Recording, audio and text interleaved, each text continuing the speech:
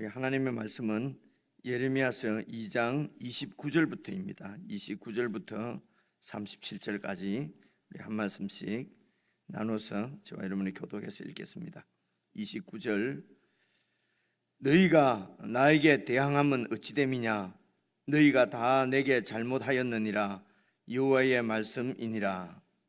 내가 너희 자녀들을 때린 것이 무익함은 그들이 징계를 받아들이지 아니함이라. 너희 칼이 사나운 사자같이 너희 선지자들을 삼켰느니라. 너희 이 세대여, 여호와의 말을 들어보라. 내가 이스라엘에게 광야가 되었었느냐? 캄캄한 땅이 되었었느냐? 무슨 이유로 내 백성이 말하기를 우리는 노였으니 다시 죽게로 가지 아니하겠다 하느냐? 처녀가 어찌 그의 폐물을 잊겠느냐? 신부가 어찌 그의 예복을 잊겠느냐? 오직 내 백성은 나를 잊었나니 그 날수는 셀 수 없거늘. 내가 어찌 사랑을 얻으려고 내 행위를 아름답게 꾸미느냐? 그러므로 내 행위를 악한 여자들에게까지 가르쳤으며 또 내 옷단에는 죄 없는 가난한 자를 죽인 피가 묻었나니 그들이 담 구멍을 뚫었기 때문이 아니라 오직 이 모든 일 때문이니라. 그러나 너는 말하기를 나는 무죄하니 그의 진노가 참으로 내게서 떠났다 하거니와 보라, 내 말이 나는 죄를 범하지 아니하였다 하였으므로 내가 너를 심판하리라. 내가 어찌하여 내 길을 바꾸어 부지런히 돌아다니느냐? 내가 아수르로 말미암아 수치를 당한 같이 또한 애굽으로 말미암아 수치를 당할 것이라. 네가 두 손으로 내 머리를 싸고 거기서도 나가리니. 함께 읽으십시다. 이는 내가 의지하는 자들을 나 여호와가 버렸으므로 내가 그들로 말미암아 형통하지 못할 것임이라. 아멘. 29절 보시면은 하나님께서 이스라엘 백성들을 향하여서, 유다 백성을 향하여서 너희가 나에게 대항함은 어찌 됨이냐? 너희가 다 내게 잘못하였느니라. 여호와의 말씀이니라. 이렇게 말씀합니다. 백성들이 하나님을 대항합니다. 이게 어제 우리가 개인적으로 묵상한 말씀인데요, 23절을 한번 보시면은요, 네가 어찌 말하기를 나는 더럽혀지지 아니하였다, 바알들의 뒤를 따르지 아니하였다 하겠느냐? 그러니까 이들이 우상 숭배를 하고도 바알들의 뒤를 따르면서도 그렇게 하지 않았다는 것입니다. 그러나 골짜기 속에 있는 네 길을 보라. 골짜기는 우상 숭배하는 것이죠. 그 길을 헤매는 네 길을 보라. 네 행한 바를 알 것이니라. 발이 빠른 암낙타가 그의 길을 어지러이 달리는 것과 같이 그렇게 욕망을 쫓아서, 욕심을 쫓아서 우상 숭배를 하는 네 모습을 어떻게 그런 모습을 보고도 나는 우상 숭배를 하지 않았다고 말할 수 있겠느냐? 이제 그런 말씀입니다. 24절도 보니까 너는 광야에 익숙한 덜 암나기들이 그들의 성욕이 일어남으로 헐떡거리는 같이 그렇게 발전기에 누가 그것을 막으리요? 그것을 찾는 것들이 수고하지 아니하고 그 발전기에 만나리라. 그러니까 그 탐욕을 채우기 위해서 그렇게 그런 탐욕 가운데 붙잡혀 있으면은 어떻게 우상 숭배를 하지 않겠느냐? 그렇게 우상 숭배를 하고도 29절입니다. 그런 백성을 향해서 하나님께서 책망을 하십니다. 꾸중을 하시니까 하나님 앞에 도리어 대항을 합니다. 그러니까 내가 잘못했다고 생각지를 않으니까요. 그러니까 징계를 받아들일 수가 없는 것입니다. 30절 보십시오. 내가 너희 자녀들을 때린 것이 무익하다. 자녀들을 징계한 것이죠. 매를 때리고 교훈한 것이 도대체 아무런 소용이 없다. 왜냐하면 그들이 내 징계를 받아들이지 않는다. 내가 잘못한 게 없다고 생각하니까 이렇게 꾸중하는 것을 받아들일 수가 없는 것이지요.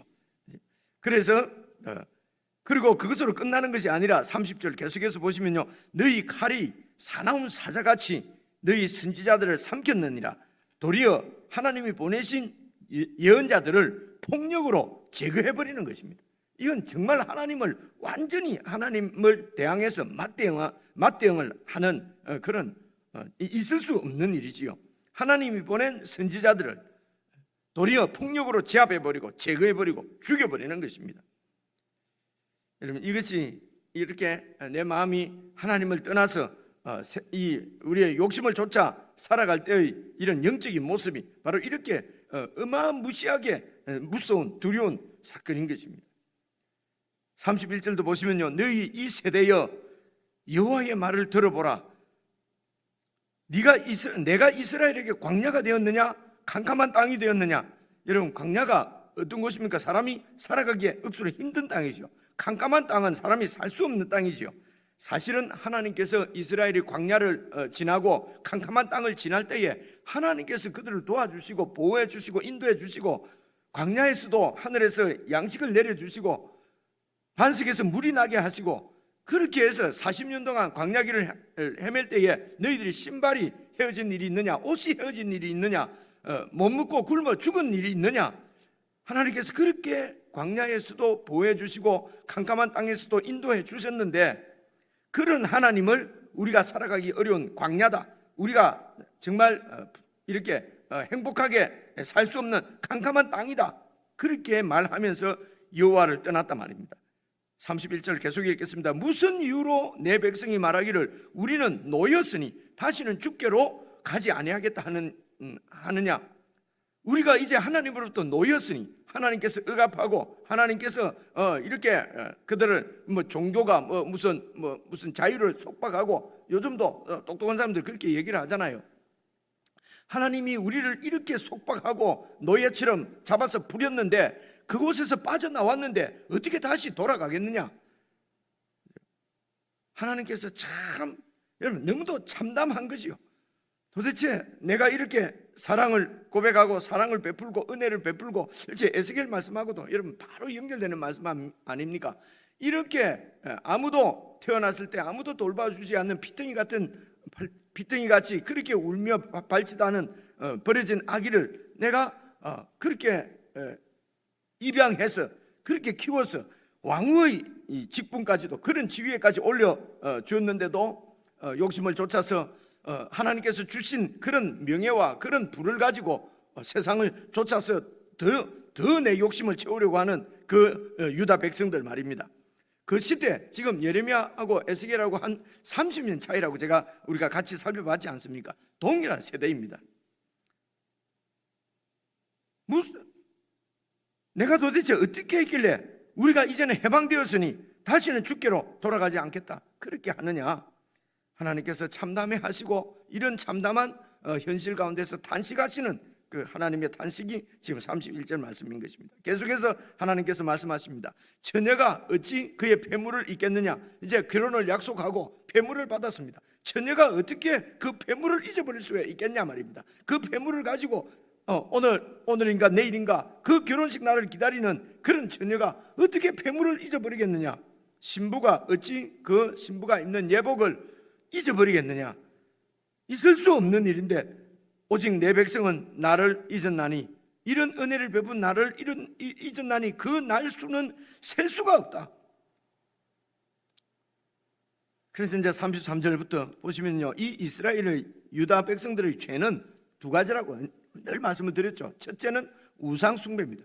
그리고 두 번째는 강대국을 의지하는 것입니다.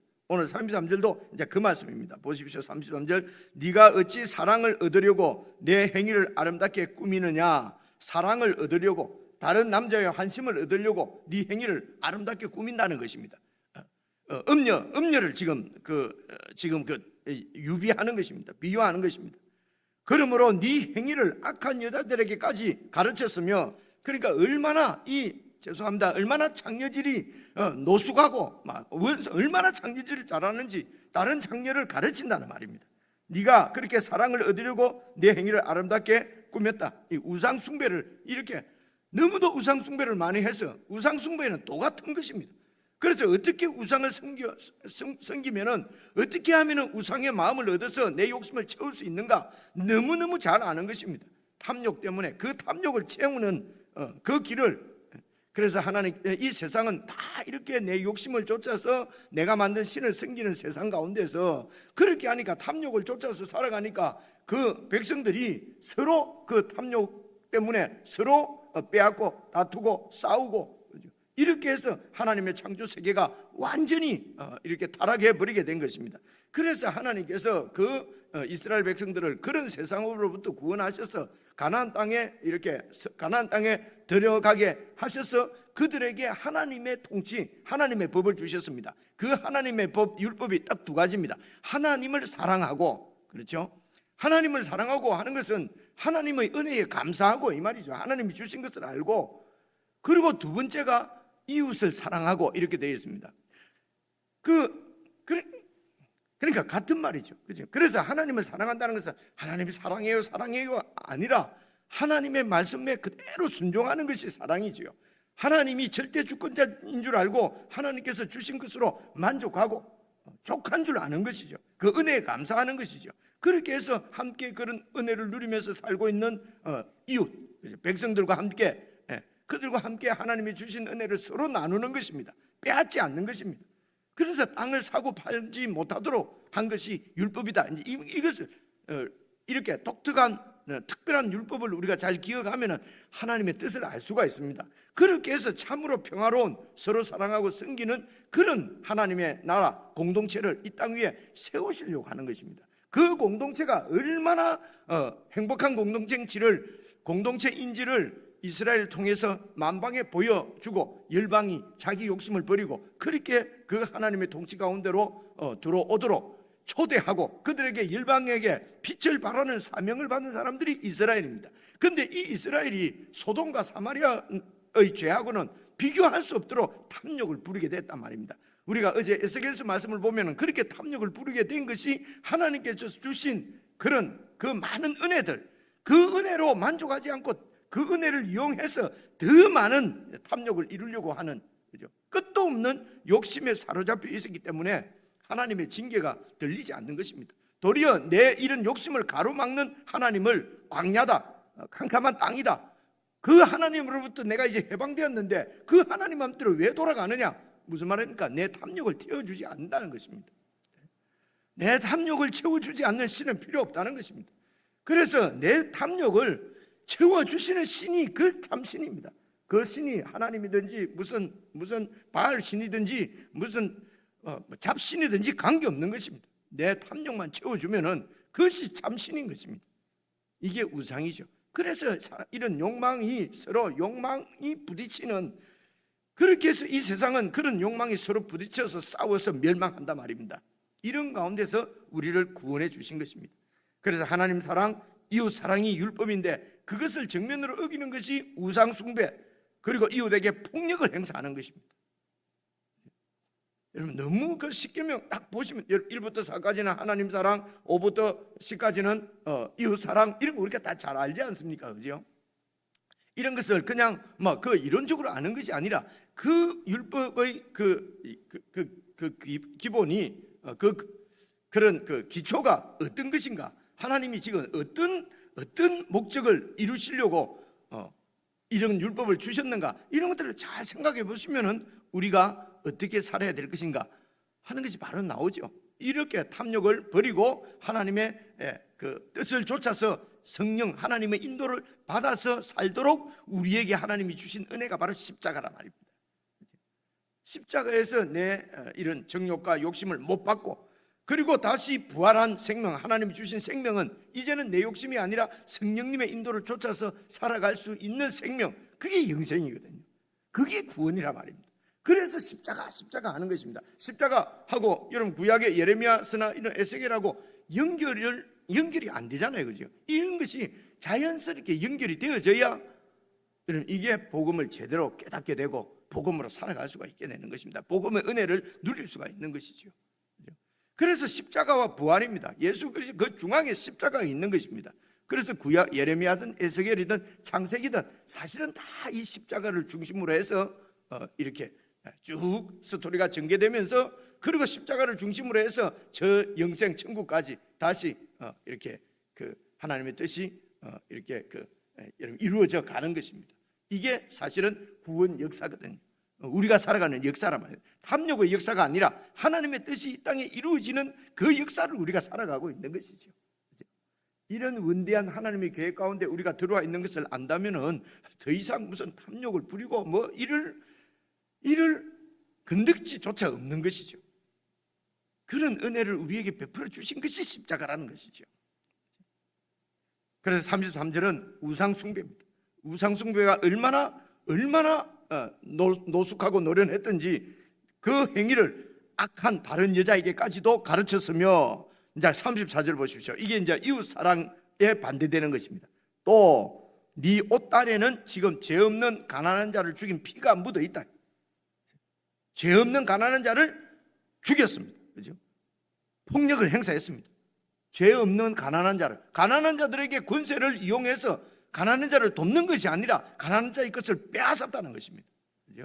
탐욕 때문에 가난한 자를 죽인 피가 묻어 있는데도 그 가난한 자들은 담 구멍을 뚫었기 때문이 아니라, 이 말은요, 이제 사람들이 어떤 도둑놈이 담을 뚫고 들어오면은 죽여도 된다, 이제 이런 법이 있어요. 왜냐하면 내 것을 이렇게 나를 죽이려고, 그리고 물건을 도둑질하고 훔쳐가려고 담을 뚫고 들어왔어요. 그러면은 그럴 때는 그를 이렇게 제압해도 된다는 것입니다. 이게 뭡니까? 정당방위죠, 그죠?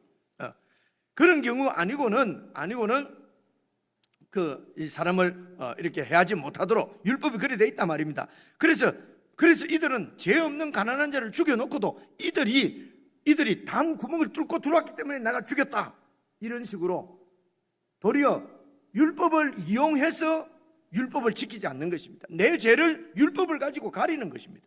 율법에도 담 구멍을 뚫고 들어오면 죽이라고 되어 있지 않느냐, 그래서 나는 죽였다, 이렇게 죄 없는 가난한 자들을 그들에게 내 탐욕 때문에 그들에게 해를 입혔으면서도 율법을 들이대면서 내 그 양심을 완전히 이렇게 뭉개버리는 것이죠. 그러니까 나는 죄가 없다는 것입니다. 그래서 나는 무죄하다는 것입니다. 보십시오. 뚫었기 때문이 아니라 오직 이 모든 일 때문이라. 모든 일은 이렇게 그 밑에 보면은 이런 죄 없는 자를 빼앗고 우상 숭배를 하고 이랬기 때문이다. 그가 죄 때문에 그를 죽인 것이 아니라 탐욕 때문에, 욕심 때문에, 이 일 때문에, 이 모든 일 때문에 네가 지금 그 가난한 자를 죽이고 그 옷이 증거로 지금 이렇게 술에 옷단에 묻어 있다는 것입니다. 그렇지만은 35절, 너는 말하기를 나는 무죄하다, 나는 죄를 지은 것이 아니다. 이것은 율법대로 담을 뚫고 들어왔기 때문에 죽였다. 무죄하니 그의 진노가 참으로 내게서 떠났다 하거니와 보라, 네 말이 나는 죄를 범하지 아니하였다 하였으므로 내가 너를 심판하니라. 그러니까 그의 진노가 참으로 내게서 떠났다, 이 말은 무슨 말이냐면요, 그 당시에 이렇게 좀 힘이 좀 있고 권세가 있고 율법을 좀 아는 사람들은 여러분 이런 것입니다. 아주 그 전통적인 인과응보 사상이 있지 않습니까? 그 교리를 생각하는 거예요. 인과응보, 그렇죠? 어떤 일이 있으면은 원인이 없는 일은 없다는 것입니다. 딱 행한 대로 벌을 받는다는 것입니다. 그래서 저렇게 지금 포로로 잡혀가고 이것을 보니까, 결과를 보니까 저들은 죄를 지었고 나는 지금 안 죽고 살아있고, 그런 전랑 가운데서도 그런 그 전쟁터 가운데서 나는 안 죽고 살았다는 것입니다. 결과적으로 내가 살아난 것을 보니까 나는 무죄하다는 것입니다. 이해가 오지, 그죠? 그래서 지금 여기 있는 사람들은 나는 무죄하다. 왜냐하면은 인과응보, 행한 대로 받는데 나는 죽지 않고 나는 도리어 더 많은 것을 얻었고 나는 더 많은 축복을 받았고, 그래서 나는 하나님 앞에 죄가 없다는 것입니다. 이러니까 하나님의 책망을 받아들이겠습니까? 내가 죄가 없는데, 그죠? 도리어 이 모든 책임은 하나님 앞에 있는 것입니다. 나는 이렇게 하나님 앞에 신실하게 잘 하는데 하나님이 약속을 어기고 우리나라를 저 이방인들에게 넘겨주셨다는 것입니다. 그래서 하나님이 약속을 깨뜨린 거라는 거죠. 그래서 하나님을 대항합니다. 그래서 이런 탐욕이 처리되지 않으면요, 모든 것을 다 하나님까지도 잘못한 것이에요. 나는 죄가 없는 것입니다. 영적으로 이렇게 아주 영적으로 너무너무 무뎌집니다. 이 탐욕을 우리가 잘 처리하지 않으면요. 36절입니다. 네가 어찌하여, 이제 36절부터가 이게 강대국을 의지하는 것입니다. 네가 어찌하여 네 길을 바꾸어 부지런히 들은 돌아다니느냐? 네가 아수르로 말미암아 수치를 당한 것처럼 애굽으로 말미암아도 수치를 당할 것이다. 부지런히 바꾸어서 정세를 봐서 애굽에 붙었다가 아수르에 붙었다가, 그죠? 그런데 아수르에 붙었다가 아수르로부터 너희들이 수치를 당하고 아수르로부터 북쪽 이스라엘은 멸망했고 너희들도 멸망할 뻔했는데 하나님께서 지켜주신 것이거든요. 아수르 군대로부터. 그게 역사 가운데 있습니다. 그죠? 그래서 너희들이 아수르를 믿고 그렇게 하다가 아수르에게 당한 것처럼 너희들이 지금은 애굽을 믿고 지금 이렇게 내 말을 듣지 않고 이런 전쟁 가운데서도 승리를 장담하는데 애굽으로부터도 37절 수치를 당할 것인데, 이제 37절은 수치를 당하는 이런 표현입니다. 네가 두 손으로 네 머리를 싸고 거기서도 애굽에서도 나가리니 이는 네가 의지하는 그런 나라들을, 그런 자들을 나 여호와가 다 버렸다. 이제, 그죠? 제국의 수명도 하나님의 손에 달린 것입니다. 제국이 세워지고 멸망하는 것도 하나님 손에 달린 것입니다. 내가 애굽을 버렸다. 그러므로 네가 그들로 말미암아 형통하지 못할 것이다. 그들로부터 도움을 받지도 못할 것이다. 이런 상황인데 왜 나를 떠나고 나를 대항하느냐 라고 참담해 하시면서 탄식하시는 하나님의 그 말씀이 오늘 본문 말씀입니다. 우리 개인적으로 묵상하시면서 또 내가 놓치고 있는 이런 죄는 없는지, 그죠? 무슨 죄를 하나하나 밝혀서 막 이런 말씀을 드리는 것이 아니라 정말 하나님의 그 통치 가운데, 하나님의 뜻 가운데 하나님의 그 정의를 우리의 삶을 통해서 공의를 이루어내는, 그리하여 이 땅에 하나님이 임하는 이런 영광스러운 삶을 우리를 통해서 이 땅 위에 이루시려고 하는 하나님의 뜻 가운데 내가 온전히 붙잡혀 있는지, 그 하나님 나라에 헌신하고 있는지, 그 하나님 나라를 위해서 사는 것인지 아니면 내 탐욕인지, 이제 이런 부분을 매일매일 잘 체크를 해서 하나님 앞에 이렇게 신실하게 쓰는 것이 우리 신앙의 성숙이다. 그 일을 위해서 이제 묵상을 하는 것입니다. 우리 개인적으로 묵상하시겠습니다.